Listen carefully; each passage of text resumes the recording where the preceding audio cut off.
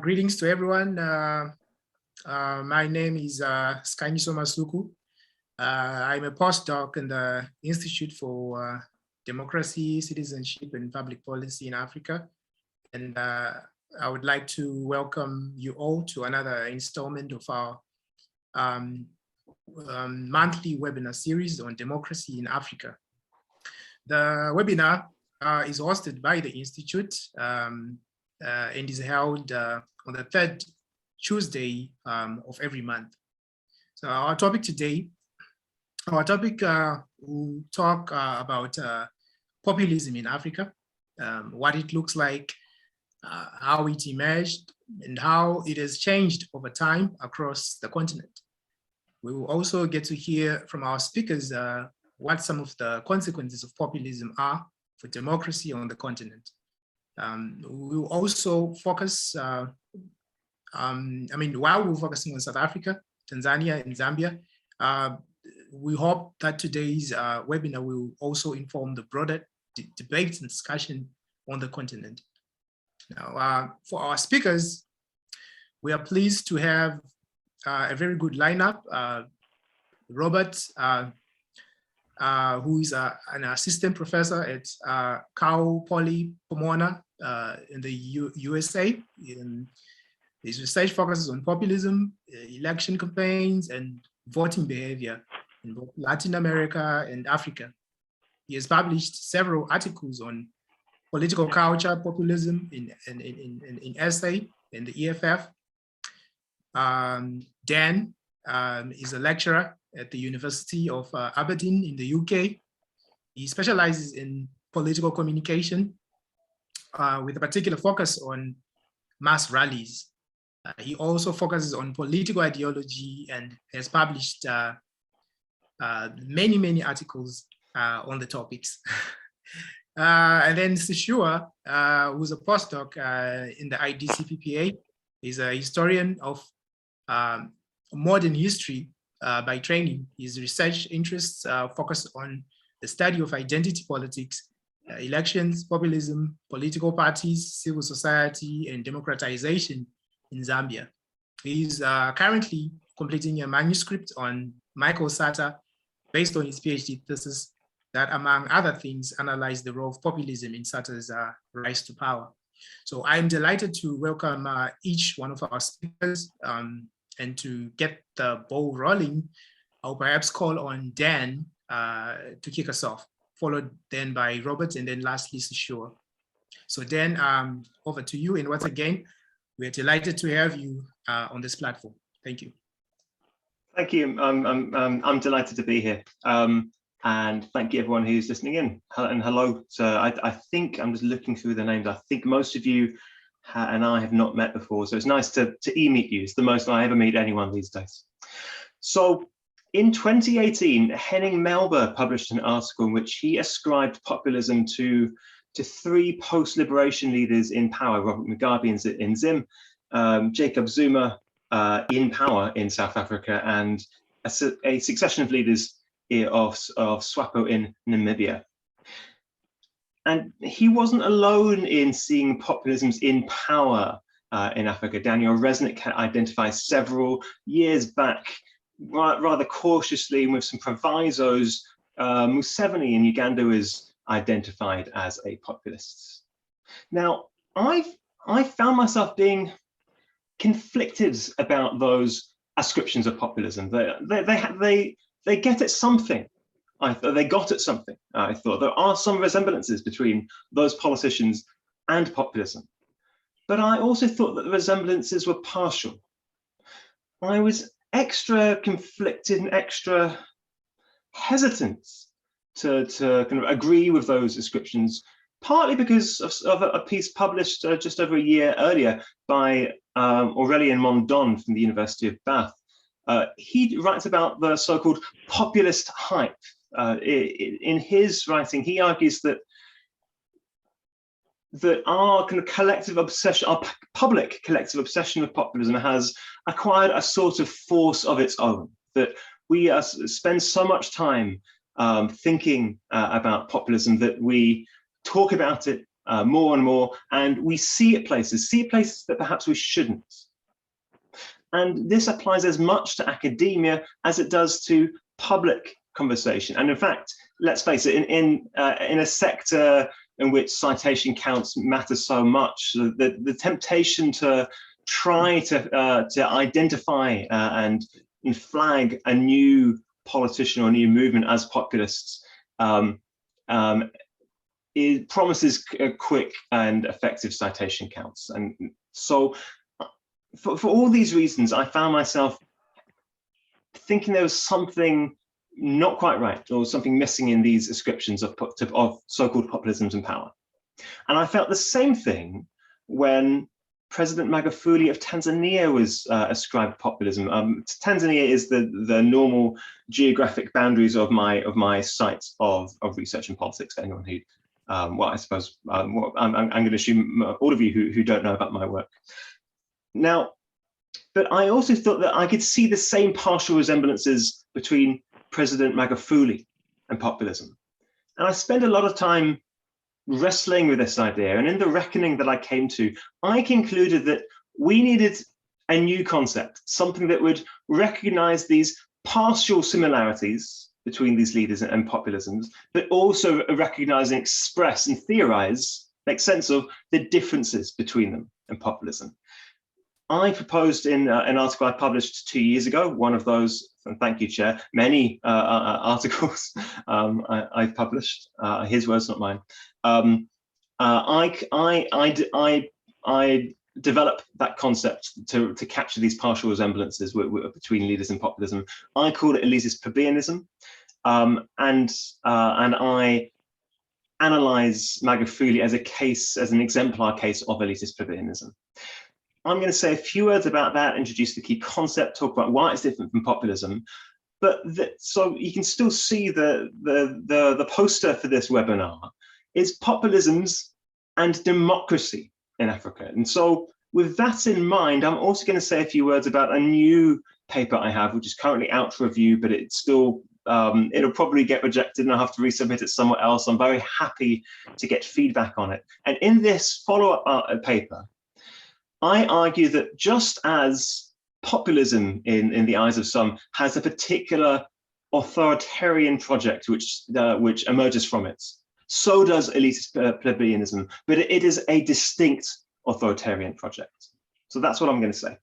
So quickly, a few words on populism and what it is. As no doubt many of you are aware, there are a succession of sort of parallel conceptions of what sort of thing populism is. Is it a discourse or an ideology or a style or a strategy, etc.?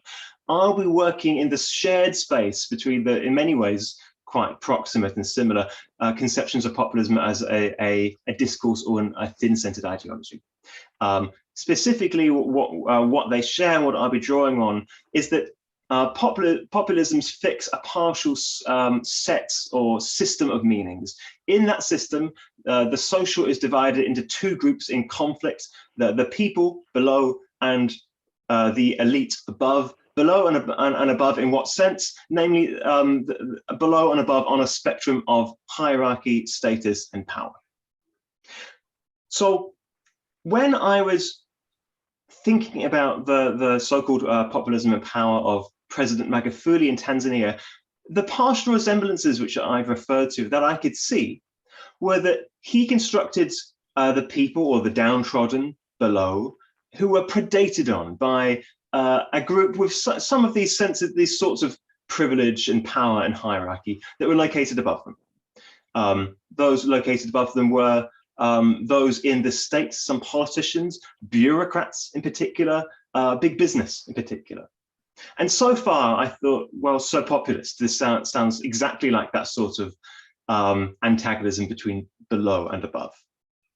But the difference is President Magufuli and his close allies, and in fact, much of his ruling party, were constructed in their own discourse as being above the corrupt, above those that were predating upon the downtrodden.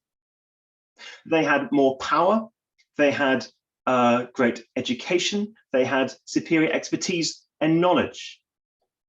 And both in the way they presented themselves in words and in the way that they acted, in the way that they performatively acted in mediatized spaces.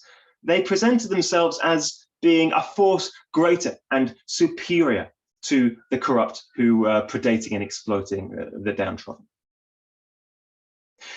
And many of the famous instances for which some of you might know President Magufuli, storming into the Ministry of Finance and catching a variety of civil servants being lazy, or exposing some junior officials engaged in corrupt practices and punishing them on the spot, all go to act out, to perform that sense in which they, these sort of allies of the people, were the powerful ones, the ones at the top. Those that were doing the predating and the exploiting were below them, above the people, but below them at the top. Now, this is definitely different from populism. Populisms are supposed to divide the social in two. It's the people above versus, so the people below versus the corrupt elite above. And evidently, this one camp in their way of speaking, their way of constructing discourse, was both below and above, different from populism. And moreover, the progenitors of this way of speaking about politics constructed themselves in particular as an elite, not a corrupt elite, but a virtuous one. That in that sense too, their way of speaking about politics differs from populism. And so this is the idea, the way of speaking, that system of meaning, which I try to capture in the concept elitist plebeianism, in which the social is not bifurcated in two, it's trifurcated in three, in creating the people below, the corrupt above them, and the virtuous elite, which is allied with the people above the corrupt in turn. So that's the concept in a nutshell that I develop in that paper, and I analyze Magufuli and his ruling party, Chama Cha Mapinduzi, the Party of the Revolution, as an exemplar case thereof. So that's all in the 2020 article. You can read about that elsewhere. In the paper I'm currently working on, and Chair, I'll leave it to you to tell me if I start to overrun. I didn't clock my start time, but I'll continue until you tell me otherwise for a few minutes. What I say in the new paper, which is currently under review, is that this elitist plebeianism carries with it a particular authoritarian project. And it's an authoritarian project which differs from its populist counterpart. The populist authoritarian project stems from its concept of representation, that the people as a part of society is constructed as the whole, and therefore its views, its voice, its will is the only legitimate one. And importantly, that the leader, the populist leader, is the sole legitimate voice of that people. What's specific and different about the elitist plebeian project of authoritarianism, which I developed in this new paper, is that they do not subscribe to a sense of representation. They do not see themselves as representatives that are responsive to the interests and opinions of the people. They see themselves instead as guardians, as responsible for the people, but not to the people. And what follows is that there is a distinct set of authoritarian principles. In fact, if you go back and read Robert Dahl's classic work on democracy and its critics, he identifies philosophies of guardianship as being the most stark and important, 1 minute, I see that, stark important rival philosophy to democracy, the rival political theory. So crucially, whereas populists derive their authority from the people that they claim to be the sole legitimate representatives of, elitist plebeians claim to have authority because they are the best rulers. They are the wisest, the best educated, the most able. Now, those sorts of elitisms, those guardianships, could derive from their sense, their position as a natural aristocracy. But in the case of Magufuli in Tanzania, and I suspect in some of these other cases in post-liberation states, which I don't claim to be an authority or an expert on by any means, their construction of their elite status and their guardian status derives from their position as a vanguard elite, as not people who constitute a natural aristocracy, but simply the best educated, the most able, those that ought to be trusted with the development of the nation. I'll leave it there. If you want to hear more about that authoritarian project, perhaps we can pick it up in the Q&A. Thank you for listening to me. Thank you so much, Dan. Excellent insights, and we really hope to come back to them. Much to Dan's pleasure, I might have forgotten to mention that we only have 10 minutes per speaker.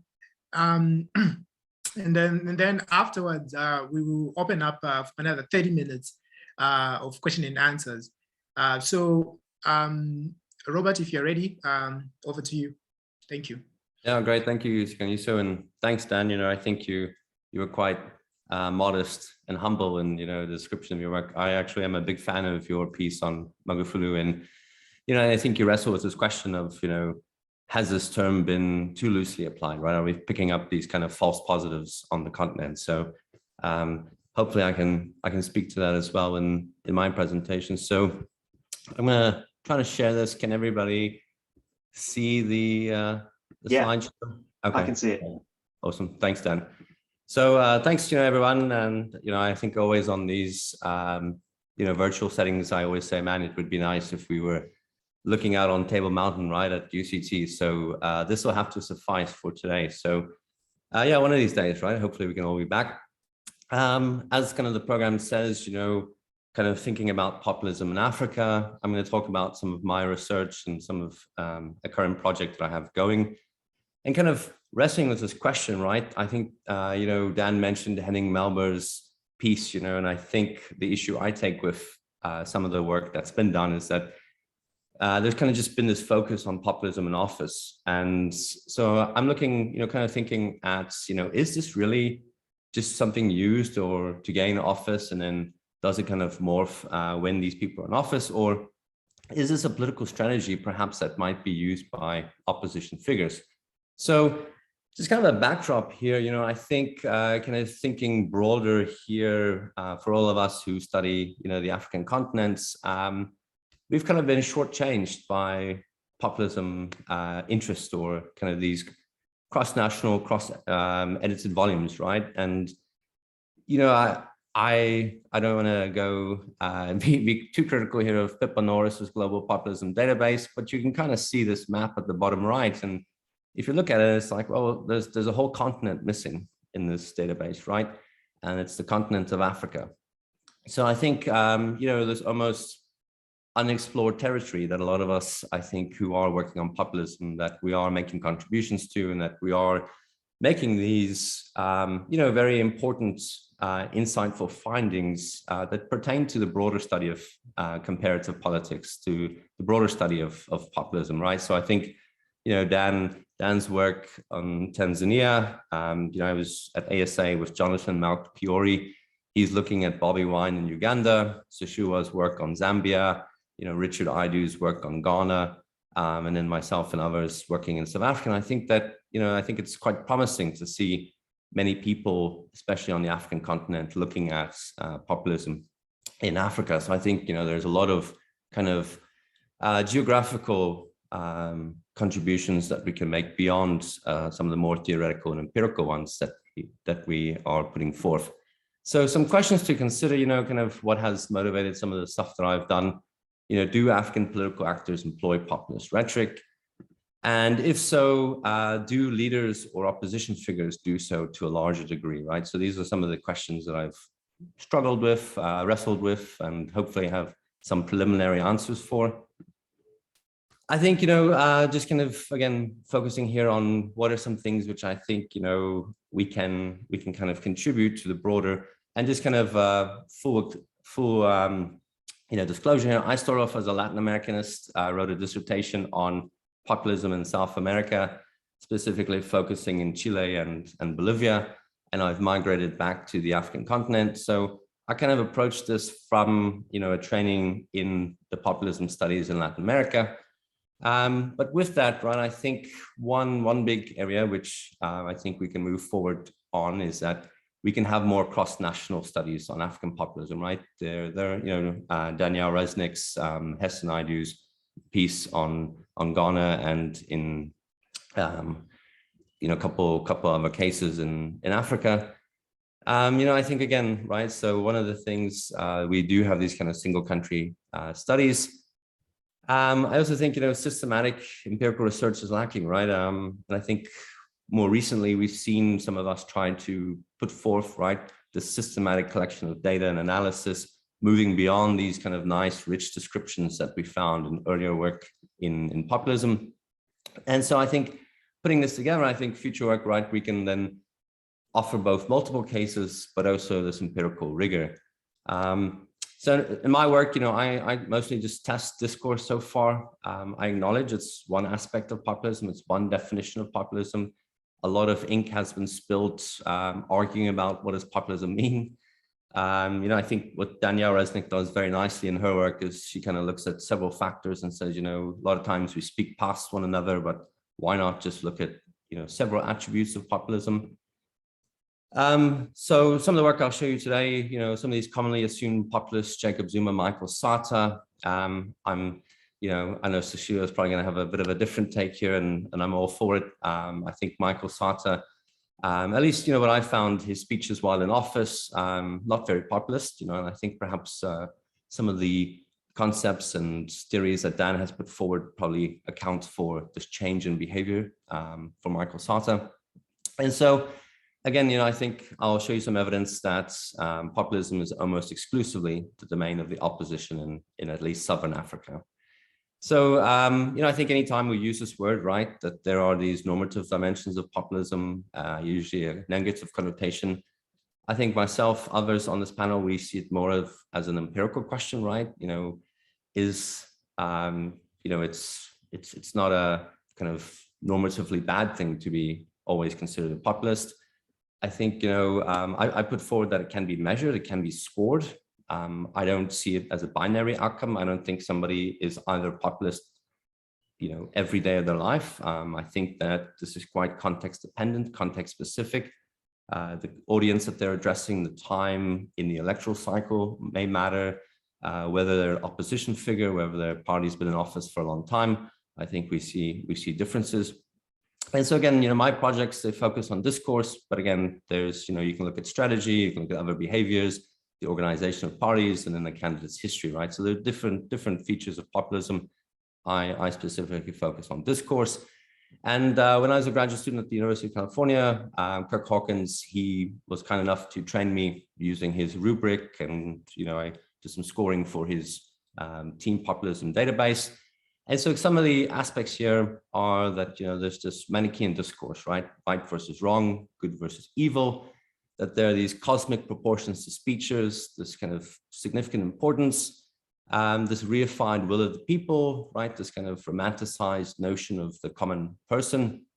Populists tend to draw connections to revered national religious leaders. There's a sense, and I think in Dan's work, it really nicely touches upon this kind of characterization of the elites, and that perhaps we've been a bit too permissive on these definitions.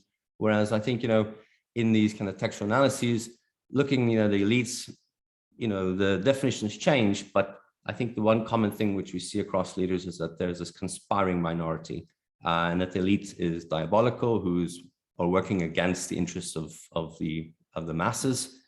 There's this push for systemic change, this incendiary language towards the opposition.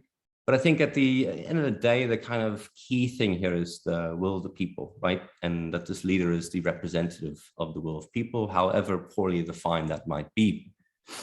So in some of the work I've done, I've looked at kind of these high impact speeches where there's a major audience that would garner significant press coverage. So across cases of SONA addresses, these independence speeches, inauguration, the opening of parliaments.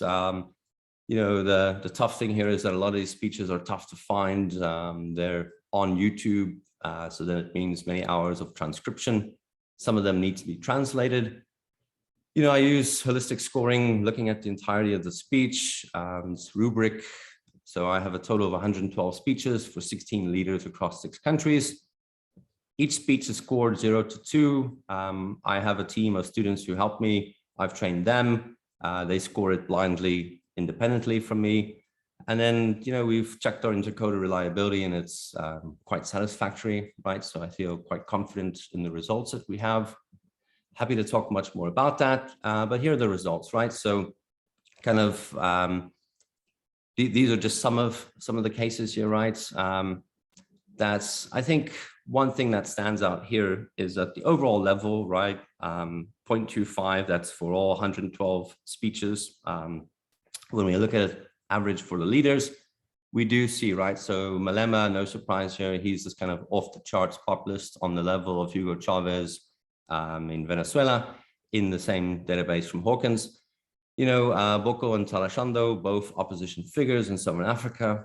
And then you see a lot of leaders in office here on the right, not really using populism in these official speeches, okay? The overall take then is that there's a significant difference, I argue, between the use of populism in leaders versus the opposition. We see these changes. And what's interesting, looking at additional speeches I collected from campaigns, that we see an even higher level of populism for the opposition during the campaign and a little bit lower level for leaders during the campaign, right? So much to think through here. I'm still thinking through why these differences may occur. But again, you know, even if I remove Malema, this outlier from the sample, these figures are still quite high, significantly different from the rhetoric used by leaders. Okay, so thank you.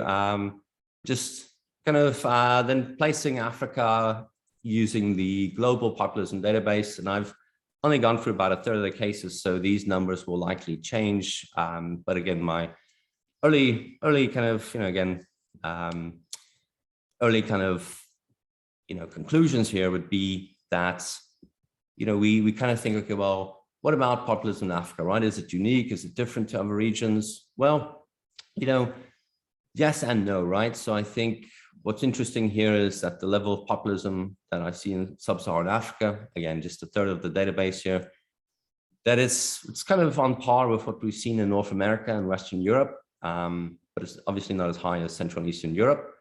And, you know, I think, you know, to this point, are we picking up false positives? I don't know, right? I think that given the rubric, given the systematic scoring, given the number of cases, I'd like to think, you know, that we aren't finding just false positives, right? That we are being quite systematic, that, you know, especially amongst leaders, these numbers are even lower. So again, you know, when we look at opposition figures, they are much higher. And that's not always the case in these different regions, right? We have many incumbents in Europe and in Latin America who are making ample use of populist rhetoric.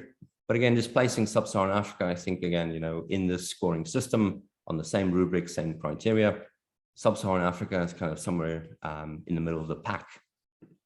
Okay, so preliminary cautious conclusions.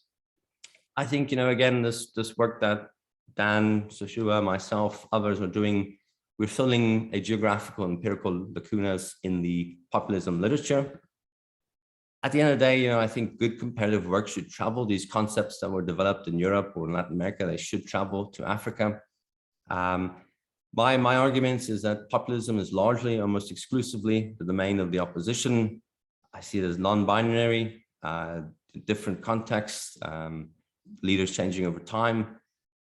You know, what's interesting, I think, in Botswana and South Africa, these one-party dominant systems, they're also more democratic. We've seen populism used at the highest levels in the sample that I have among opposition figures, specifically during the campaign. So there does seem to be some intentionality here in the use of populism.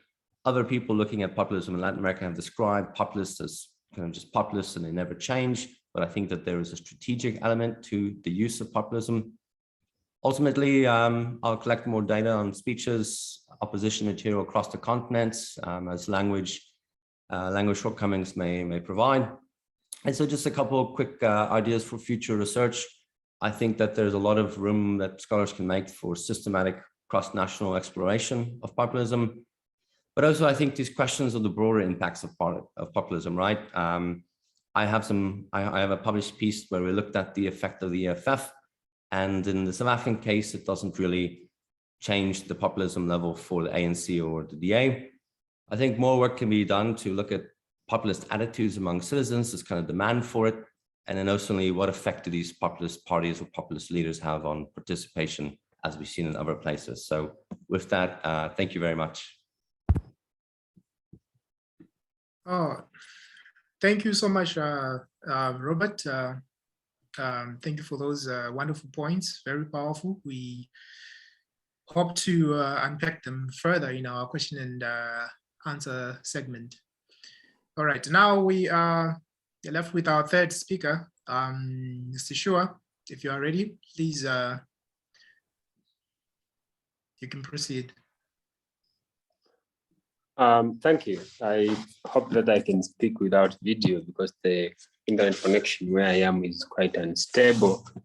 But it's sufficient, I think, to hold a call without video. So I hope you don't mind being condemned to listening to my voice rather than being distracted by my populist beard.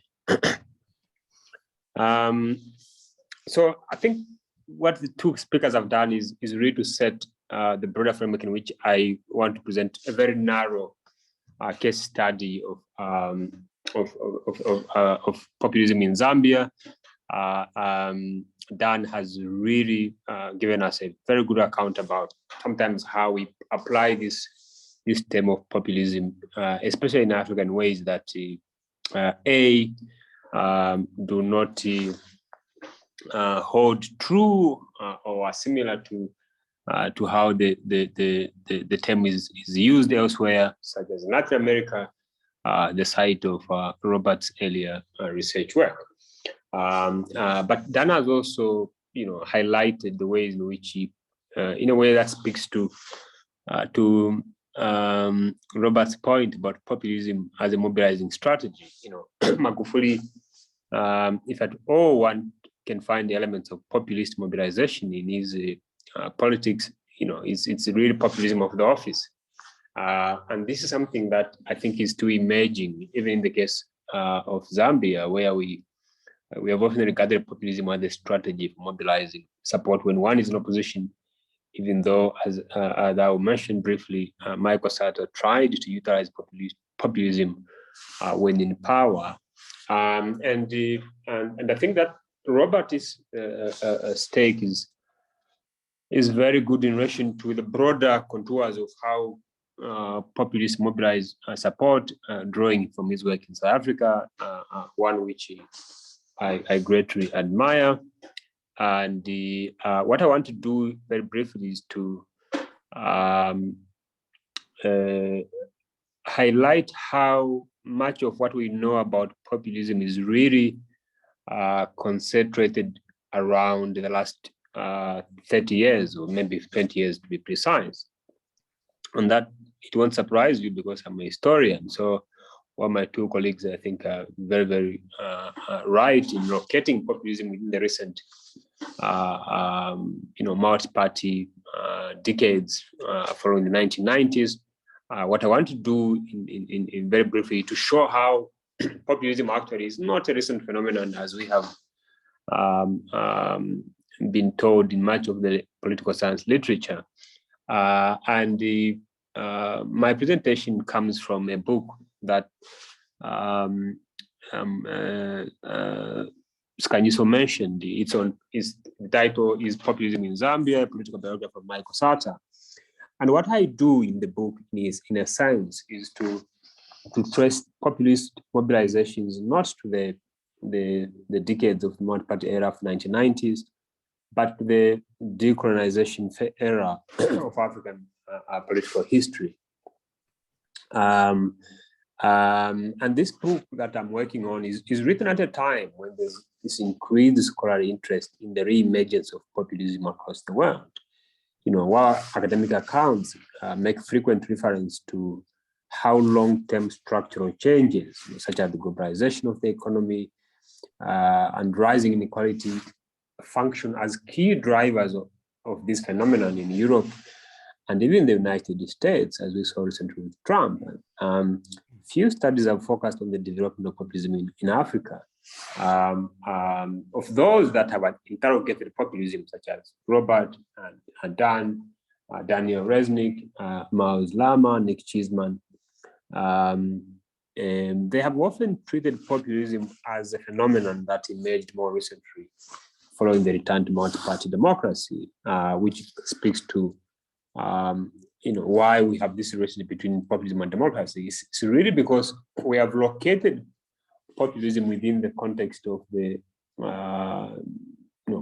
popular politics that followed the collapse of the World War, the Cold War,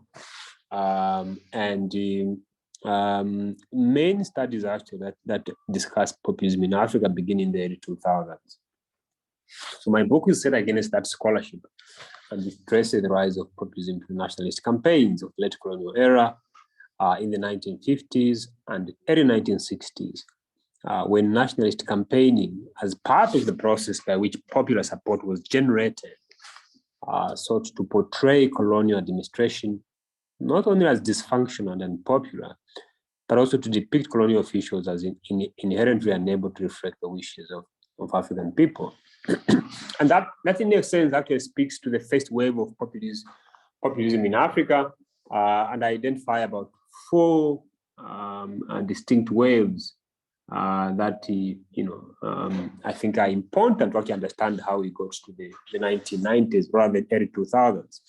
And in the late colonial period, when the first wave of populist mobilization emerged in Africa, and using a case study of Zambia, what I show is that whereas previous generation of moderate African leaders, both the chief authorities and educated elites, had appealed to the colonial administration's better nature and the ability to intervene to improve people's lives, late colonial nationalists asserted that foreigners were incapable of understanding African grievances, which could only be effectively addressed by an authentic government of indigenous rulers. That's the point that Miles Lama makes very briefly in his work on ethnopopulism, published, I think, in 2013.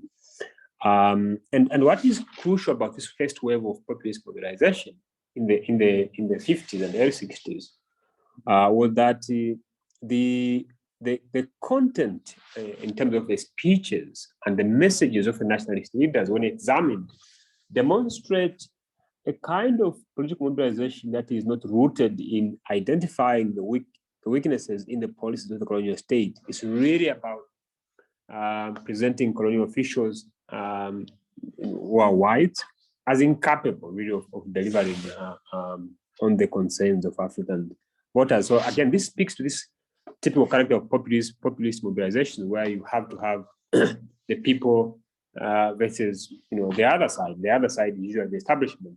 It could be the colonial state in this case, or simply foreign companies in form of mining firms.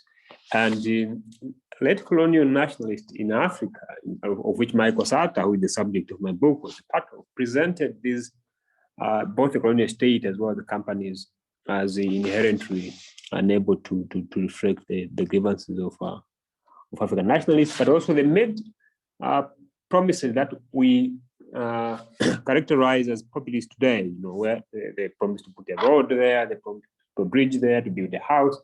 In the case of Zambia, they even promised to give an egg for breakfast to every citizen after independence. And that continued right up to the moment of independence. And this kind of campaigning was not incompatible with the fact that nationalist leaders including Michael Sata, in some bit of the book, took up senior positions within the late colonial administrations, operating as civil servants for a very long time, even Michael Sata working as a police constable, police nationalist. Again, here it's really the way you see the way in which people like Donald Trump, also in the US, for example, managed to keep that identity for themselves as different from the other politicians. No, we are with the people. That is something that, again, we see in the late colonial phase, in the late colonial period in Africa. Now, following the achievement of independence in the case of Zambia in 1964, people had big expectations, like in several African countries, and indeed even beyond. You can imagine what happened in Eastern Europe following the disintegration of the Soviet Union. People had big expectations, and a second wave of populist mobilizations emerged in the first decade of a competitive multi-party political system inherited from the departing colonists. Here, the governing elites were confronted with a new form of opposition that was not white, that was not mining companies, that was not different from them in terms of how they look. But in fact, many of them were colleagues in the nationalist struggle. But after independence, some moved into opposition parties. In the case of Zambia, you had the vice president of Kenneth Kaunda's, Simon Mwanza-Kapwepwe, who had been Kaunda's vice president before, resigns from the governing party to form his party, the United Progressive Party, UPP, which mobilizes urban support on a populist strategy. The opposition sought to present the governing elites as having failed to meet the popular expectations of independence. And as was the case with that of the late colonial nationalists, the content of the campaign messages of the new oppositionists was marked by a lack of emphasis on the structural factors underlying economic inequality. And it was enough to generate popular support. In response, the ruling elites, presenting opposition parties as agents of foreign interests, imposed one-party states in Zambia, and that is again an experience that you find in a number of African countries like Kenya and Tanzania, starting in the early 90s. Sure, you're going to have to round off so that we have more time for question and answers. I'm sure you can raise most of these issues in the Q&A session. Sure, starting in the early 1970s and lasting up the early 1990s.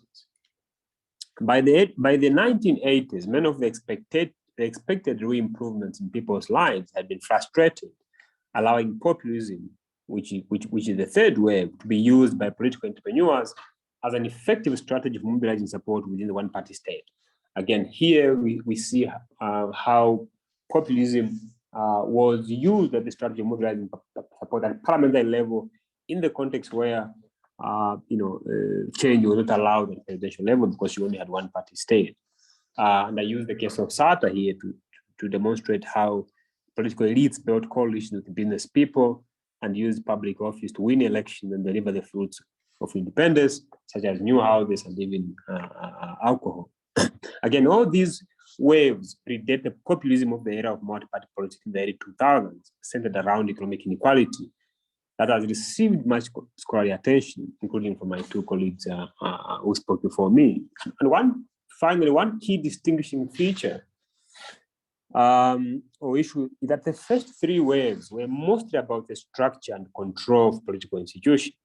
The fourth wave, which is the one that happens under the starting in the early 2000s, was less about that.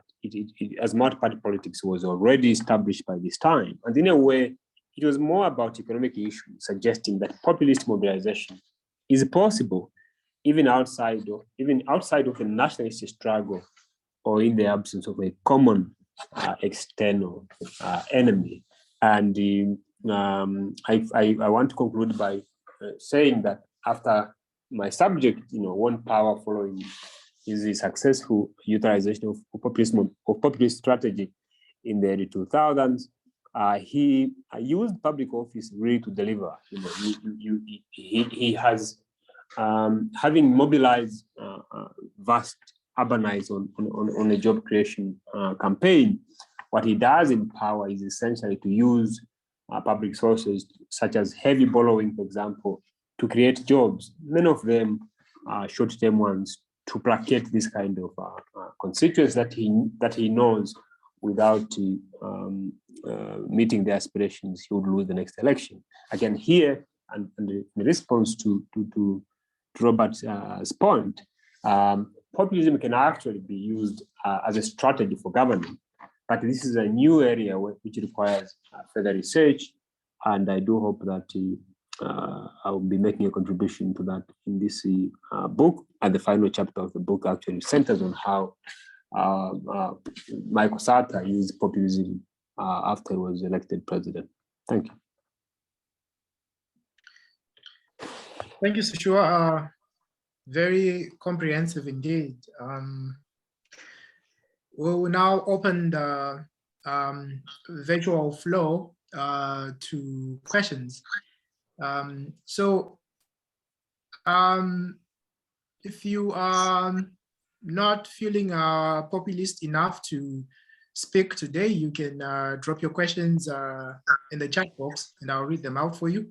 But if you want to contribute, please show by raising your hand. And then, yeah. I think Angala, you can start. Thank you. All right, thank you, Canisto. Hope you can all hear me. Fortunately, I can't. All right, thank you, Dan. Fortunately, I can't turn on my camera for now. But yeah, thank you very much to all three presenters. Obviously, I have some familiarity with all your work, so it's really great to hear the different perspectives. I'll just start with two questions, one for Robert and one for Dan, and I may later on ask Sishuwa a question as well. So yeah, Robert, yeah, I really enjoyed your presentation and the coding that you used. I'd just like to find out, you know, you have a very high level for a very high mean, if I may call it that, for Malema, 1.88, and much lower for, you know, incumbent or president rather.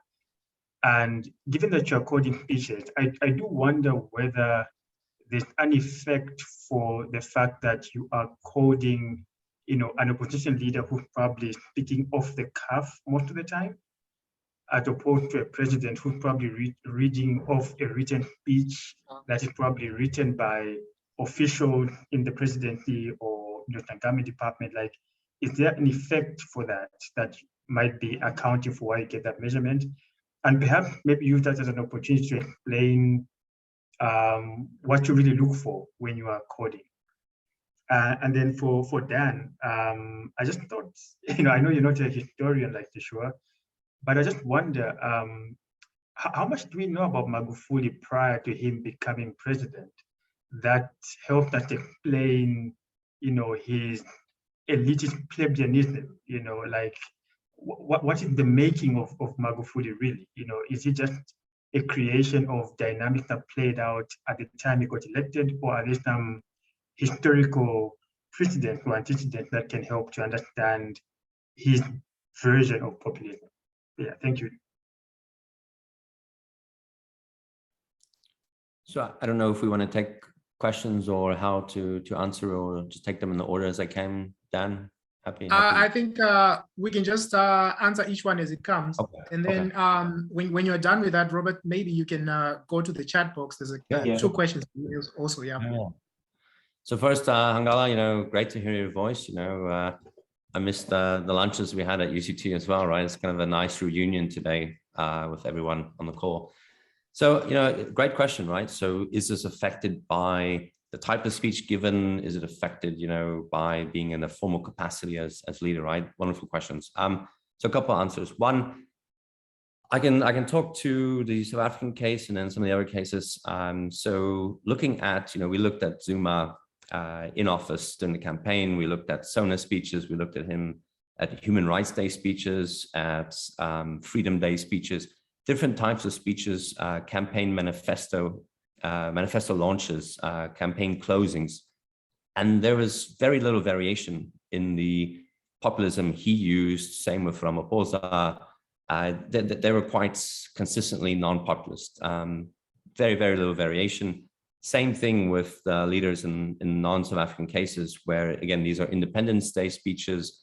So I think these offer the opportunity, especially, right? You see leaders talking about colonizers, right? And this kind of struggle against colonialism, but you don't, so I think there is some wiggle room for them to actually use populism, right? Especially when some of these were given where they're opening up a hospital or opening up a, some aspect where we've seen in different parts of the world in Latin America, people like Chavez, Morales, Correa, Ortega, they use these opportunities to just go after the enemies of the people, right? They use their formal capacity. When we think of Hugo Chavez's speech at the United Nations, this is, the diplomatic soiree, basically, right? And here he's calling Bush the devil and et cetera, right? So I'd be under the impression that, sure, there might be some aspect to this, but given the number of speeches, given the different types of speeches, given the campaign, and I thought that was quite interesting, is that the actual level of populism by leaders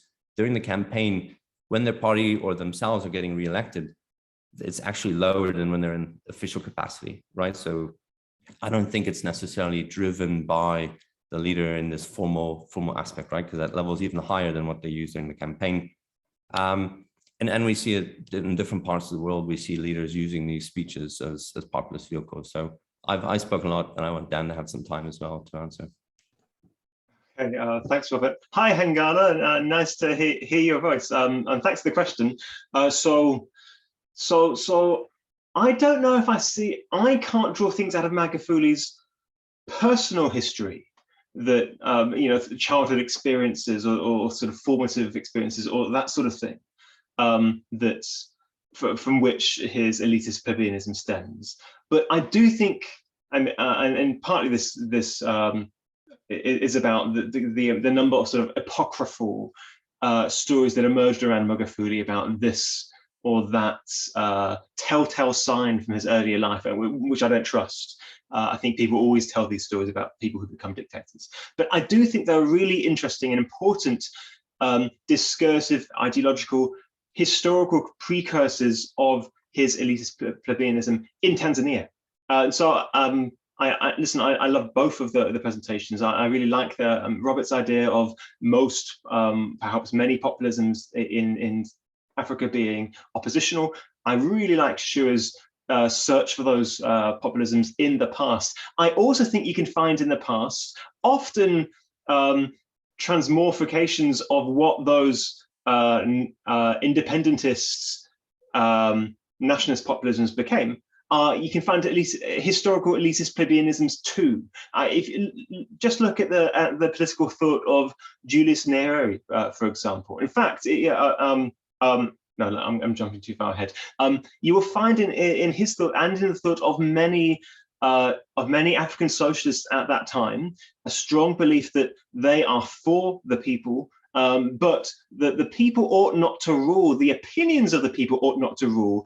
The people need to be guided, led, often led in so-called one-party democracies by authoritarian leaders who themselves constitute a vanguard elite. And ultimately, the historical intellectual underpinnings of elitist plebeianism, especially in post-liberation states, I think can be traced back to those African socialisms, which in turn, of course, can be traced back to the sort of Leninist vanguardism.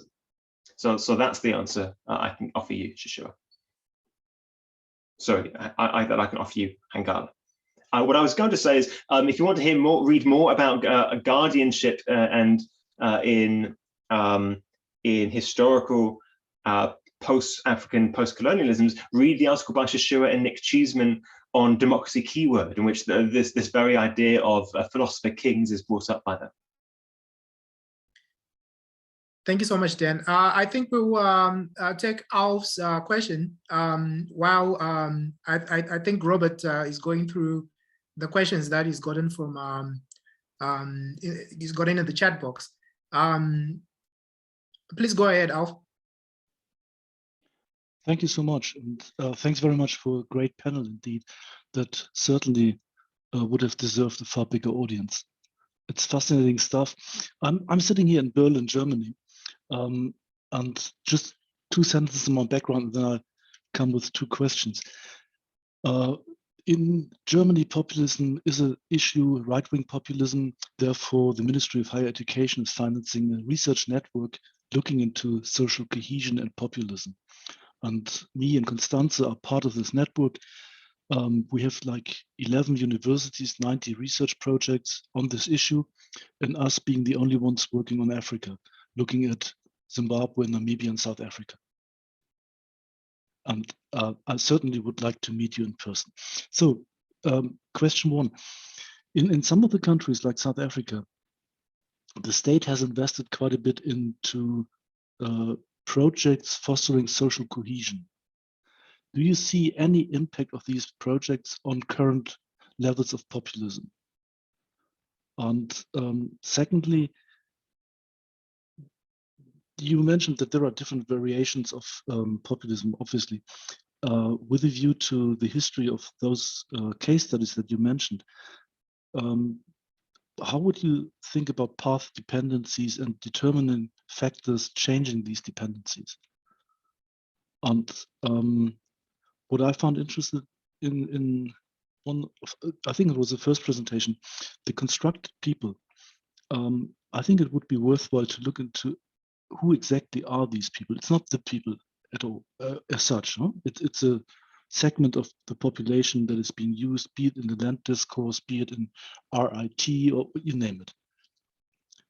Thank you very much. Thank you so much, Alf. I think one of those questions was for Dan. Do you want to go right ahead and answer, Dan? Yeah, sure thing. Hello, Ulf. It sounds like a really interesting project you engaged with. Yes, you're absolutely right, of course, that the people which is constructed is not truly the people, as in the totality of society. It's always innately constructed. It's normally a misconstruction, but that's well established in the populist literature. And if you read the paper, you'll see that I very diligently always use the term "the people" in quotation marks for that very reason. You asked about the historical precursors which might shape populisms and what varieties of populism emerge. And I'm very happy for us to think of elitism as precisely that sort of hybrid of populism and elitism. And so I would say that the 2 sorts of historical precursors you might think about are, firstly, intellectual and ideological. People draw on past ideas and those African socialist and liberation ideas that I was referring to in relation to Hangala's question, I think are an important example of that. So elitist plebeians, as I call them today, are drawing on historic ideas of vanguard elites that work for the people embedded in socialisms. Another is, I think, the regime landscapes, present and past. So I think Robert is right to argue that populisms under the normal definition, people versus elite, lend themselves to oppositional discourses, especially in semi-authoritarian regimes, in illiberal democracies, if you like. And that elitist plebeianisms lend themselves equally to those semi-authoritarian regimes. They lend themselves to people who are in power for a long time. So I think under those sorts of semi-authoritarian or hybrid regimes, both of these sets of ideas are likely to emerge, albeit in different structural locations. I hope that answers your question. I might have missed something. If I do, I apologize.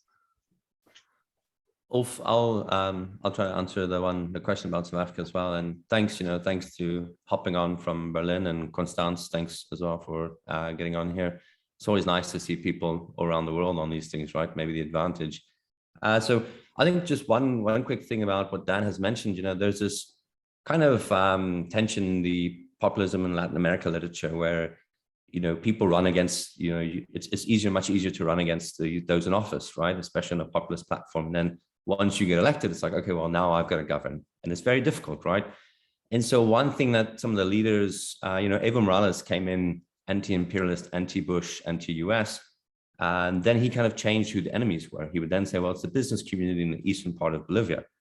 But then the next campaign, he needed those people, and he was wearing a business suit, had, no longer wearing his Aymara heritage clothes. And the enemy then were foreign companies, foreign, oil companies from Spain, right? So he kind of recreated these enemies the longer he was in office, right? And so he continuously changed it given the political landscape and given his own government's need for foreign investment from certain countries and this kind of cohesion or coalition with the business elites in the eastern part of the country, right? So I think populists are the successful ones, are very, very adept at exploiting these new enemies and recreating these new enemies. Back then to the question on South Africa and these kind of projects of national identity. Yeah, I think it's also just part of the ANC's kind of political modus operandi, right? They've always stressed this politics of non-racialism. They've always stressed the rainbow nation, right? There's this kind of, like here in the US, they have to say, God bless America or my fellow Americans. It's just one of those things that the ANC always mentions, right, in their speeches. And so I think you do see a little bit of a difference, though, between the Zuma era and Ramaphosa. Ramaphosa, again, given the context, very unifying messages in the 2019 campaign. Whereas, the EFF just kind of thinking how this party formed, after Maracana and everything that Malema kind of stands for, this kind of combative nature, perhaps it lends themselves just a lot easier, right? The interesting thing was, even among the DA in South Africa, you don't really see much populism. I thought perhaps you would have seen so in 2019, right? Given the kind of fallout of Zuma, Helen Zille was completely non-populist. She's probably the lowest in the database, not surprising there. But then Maimane has these sporadic elements of a little bit of populism, right? Talking about Zuma selling out the country in his Sona response. He's got an event in one of the townships in Johannesburg where he's walking through the streets and perhaps his most populist moment. So again, I think it's a bit context specific, but yes, I think to your overall point that, the way that the ANC has kind of engaged in nation building, in having this national identity, perhaps there isn't as much wiggle room for their leaders as what opposition leaders may have. Thank you, Robert. Robert, you might have to just answer one question from the chat box, and then we'll give Jeremy a chance afterwards. Just please pick one question and answer. Sure, there are a lot of good things in there, and I'm going to take the transcript of the chat because these are nice things to think through for me. So thank you, Hamaz Iripi. Hopefully I've done justice to the pronunciation there. Yeah, no, I think, look, the fractionalization of the opposition, that's a good question, right? What's interesting in Botswana, you've had this, right? So I think you're onto something here. You've had it where commas break away from the BDP, and you've had just this internal, these factions among different parties, right? And you see Botswana was one of the surprising cases. I thought you wouldn't really see populism there, and you actually saw so from Duma Boko, right? And you definitely see it in the different types of opposition, right? So the DA takes this kind of center of the road approach, the EFF, just given their history again, right? That they much have it. So I think, yeah, when the opposition isn't united, probably is much easier for one of the opposition parties to be quite populist, right? But I don't want to give you, it's all a speculative answer. I don't have the empirics to say either way, but I think you're onto something. And it's, like I said, you've got 5-6 ideas for me to work through. So thank you for the contribution. Thanks, Robert. Jeremy, please go ahead. Hi, I'm afraid that I missed Dan's and Robert's presentations. So it's extremely impolite of me to ask a question because you probably answered them already.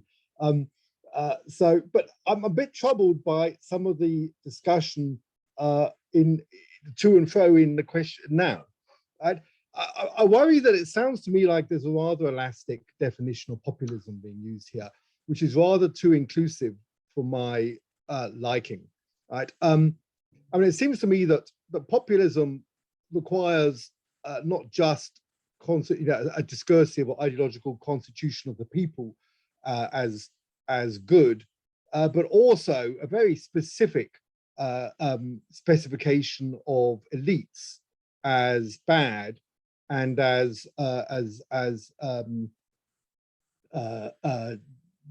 evil, even. Right? Now, and if you've addressed this in your presentations, I really do grovelingly apologize, right?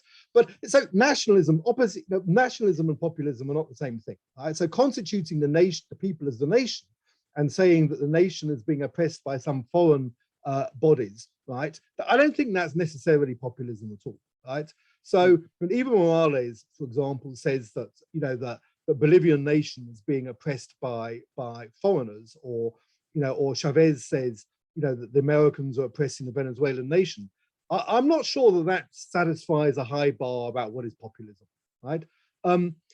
So, you know, so clearly, if the EFF says that all of the problems in South Africa are because of white monopoly capital, that is populism, because they demonized an internal elite, right? Similarly, if an opposition party criticizes or opposes the ruling party, that's not necessarily populism at all, right? So, you know, not all forms of opposition are constituting the governing party as an evil elite. So I'd like to hear a little bit more about from Sishuwa on the case of Sata, and on Dan on Magufuli. And I apologize if you've already done this, just ignore me. But precisely who is the evil demonized elite in these kind of quasi-populist ideologies? Shishuwa, do you want to go first? No, you can go first. Okay. So Jeremy, I have touched on some of these things, but it's actually really gratifying to hear you put this question, because I think your line of concern is exactly my line of concern. So I think that especially in some past ascriptions of populism to various people in Africa, especially to those in power, where they go awry is by overlooking that it has to be a construction of societies consisting of the people and the evil elite, and a conflict between them. And so what I do in my 2020 paper about Magufuli is say he has been called populist, but he is not quite a populist for precisely the sort of reason you've just laid out. And what I suggest instead is that we recognize that there is something a bit populist about what he does, because he does construct the people below. He does construct a corrupt group that predates upon them, that exploits them, that abuses its power to harm them above the people, but that it constructs another group above the corrupt, namely the virtuous elite, which Magufuli and he presents himself and the high echelons of his parties as about. I call it, so this is my pitch, that we recognize that this is a distinct way of speaking about politics. I call it elitist plebeianism, to recognize that there's something a bit populist about it, but in fact there's also something elitist, vanguard elitist about it, which is very distinct. But Jeremy, so that's my two cents answer on that. But you also mentioned populism and nationalism, how they are not the same. I suspect that the next, if you will, the next field in which there will be lots of elastic or erroneous application of the concept of populism in Africa will be precisely this level of confusion. I find a piece by Benjamin de Kleen and Yanis Stavrakakis in 2017 really helpful for conceptually disentangling what these two things are, how they're different from one another, but how they often end up interrelating and intermingling with one another. But the one sentence summary of that is that populism is people versus elites, below versus above, whereas nationalism is one nation versus another nation. And I'll leave it there. And hello, Jeremy. It's great to see you. Thanks, Jeremy. I think you are right about the characterization of elites as as evil. But I think what is also actually important is to remember that even where you have a distant and exploitative external enemy as part of that discursive enemy of populism, it's usually in collaboration with local elites. So during the 4 waves of populist mobilization that I discussed, for example, during the first wave, the discursive enemy is the colonial state, and the local elites are regarded as those officials who are working for the colonial state, but mainly who are white. But you have a number of Africans as well who are working in the trade union movement, who are also working in the colonial state, who are seen as working in collaboration with the colonial state to undermine the interests of their people. After independence, during the one-party state, I think the elites are very different. It's no longer and I think that is what is really distinctive about the first and the second, the second and third waves. In the first decade of multi-party politics in Zambia, for example, the local elites were those in opposition. If you're in the side of the ruling party, that is, those in opposition were seen as collaborating with imperial officials, South Africa, apartheid South Africa, in the case of the UPP and Kapwepwe, and the British, as well as a couple of mining companies that were there before the nationalization of the mines in the late 1960s. If you are in opposition, the establishment, Kaunda and his friends in government, were seen as prioritizing the needs of foreigners, mainly in Southern Africa, at the expense of the local people. And oppositionists argued that it was this collaboration between the local elites in power and their co-elites abroad that explained why the fruits of independence were not delivered in that decade. In the one-party state, what is distinct about that is that the opposition is within the same party. So the construction of the elite is very is distant, is removed from the party. It's taken to trade unions, it's taken to those whose political ambitions, had been frustrated within the governing party. So they present Kaunda and his colleagues in power as again working with the political elites elsewhere to really maintain power abroad at home, but in a way that cemented their concentration of power in one party, and the opposition found expression in the military, in the trade unions, but Kaunda himself and his friends constructed the trade unionists, for example, again as colluding with the foreign elites represented by South Africa, by the apartheid regime. What is interesting about the fourth wave in terms of this characterization is that you have a variety of foreign elite here. You have Indian traders, you have Chinese mining firms, you have expatriate officers, you have all these now concentrated in the mining industry, in retail trade, in construction, and SATA uses these as well as a couple of people from mainly from East Asia, the Lebanese, to argue that they are the ones who are responsible in conjunction with the elites in power, be it Monawasa or Pia Banda, who are responsible for the exploitation of the people. What is striking actually is how sometimes we often look at the populism of opposition figures. Monawasa himself, presents SATA as part of that elite as well that is working with foreign capital, with foreign interests. Taiwan was mentioned, Malawi, and again, this is a two-way process. You see, the construction of the elite is not just a preserve of the opposition in how they imagine or they construct the the elites in power. It's actually something also which incumbents themselves do in relation to delegitimizing and countering the notion of themselves as an exploitative elite.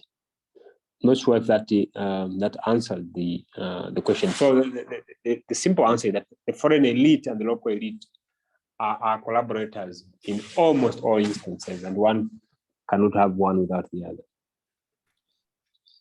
Yeah, just if I could quickly add something there, to Jeremy's question. Jeremy, first off, nice to see you again. It's twice this month, so it's good. I think Dan's point here, he made a very important point, and I think hopefully this kind of clarifies your question. He said that Magufuli wasn't populist because one key thing there, he didn't see himself as being this leader of the people, right, or this sole representative of the people, right, and it's this definition of the will of the people. And you're absolutely right. They're ambiguous. They're usually who the people are is poorly constructed. And as Dan said, there's an entire literature out there showing this, right? But part of that is because it's politically contested and there are political advantages to how the people are defined, right? And you brought up Chavez being anti-US. There's several leaders in Latin America who are anti-US. That doesn't necessarily qualify them as populist. What distinguishes Chavez, right, is this, again, he claiming himself, drawing up his own heritage as a Zambo in Venezuela, saying that he represents these marginalized people in the country, right? They've come under attack from the United States. Same with Evo Morales, right? And again, this is why he can so easily change as time goes on and recreate the enemy, is because, he himself changes his kind of identity as time goes on in Bolivia. So I think that's kind of what I would say is the defining element here, right? It's this construction of who the people are, the will of the people. And, this is from Rousseau's days, way back when, and it's slippery. It's we talk about conceptual stretching, right? And so this is key conceptual stretching. We see it in society, right? But it's a very effective way to be politically successful, is to keep redefining who the people are and to portray yourself, right? We even think of Donald Trump, right? He talking about his fast food diet, right? This is kind of a shameful way to connect to the people and to say who is the real person, right? So anyways, hopefully that clarifies some things.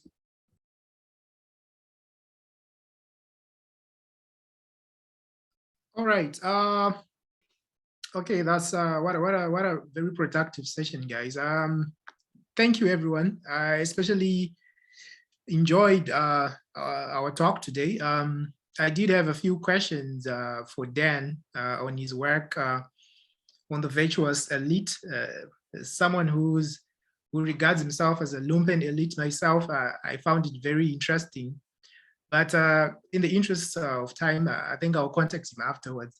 It has been a very rich discussion. I have learned a lot, I'm sure we all have, on how populism and democracy condition each other. Now, if none of our speakers has any final parting words or remarks, you can show by a raise of hands. But if you don't, I would like to conclude and kindly remind everyone that this, as well as other talks, are available on our Institute YouTube channel, IDCPPA space UCT. So feel free to visit that channel. It includes talks on democratic backsliding, the power of presidents in Africa, past elections in Zambia, as well as the upcoming elections in Zimbabwe. So thank you so much, everyone, for being with us today, and keep well. Thank you so much, guys. Thanks, Chair. Thanks, Cape Town, for having us. Thanks, everyone, for coming. So long. Thanks, everyone. Nice to meet many of you, and nice to see many of you again. Happy to see you, Robert and Dan. And yeah, you too. Right. And thank you, Chair, for your dictatorship. Yeah, great job. Sorry for outrageously overrunning the time time limitation. No, good job, guys. Thanks so much. Right. Take care, everyone. Bye-bye. Bye.